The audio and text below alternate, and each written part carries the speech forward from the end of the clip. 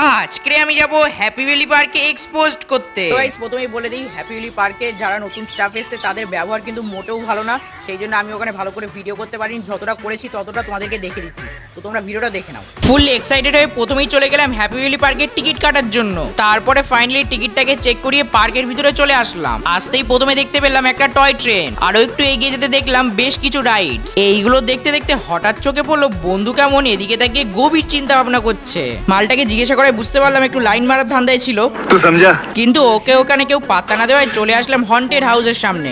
এখানে সবকিছু বন্ধ থাকায় হাঁটতে হাঁটতে চলে আসলাম বোটিং করার জায়গাতে। এখানে এসে বন্ধুর দিকে তাকিয়ে বুঝলাম रहा नहीं जाता, तड़प ही ऐसी है ना। কিন্তু ওর ওরকম পাগলামি দেখে ওকে ফেলে চলে আসলাম আমরা দুজন। চলে আসলাম এই জায়গাটাতে। যেহেতু একটু আগে বৃষ্টি হয়েছে সেই জন্য এই জায়গাটা দেখতে বেশ ভালো লাগছিল। এই পার্কের নতুন যে রাইডস গুলো তৈরি হয়েছে সেখানকার মানুষগুলোর ব্যবহার মোটেও ভালো ছিল না। দেখা হচ্ছে নতুন একটা ভিডিও।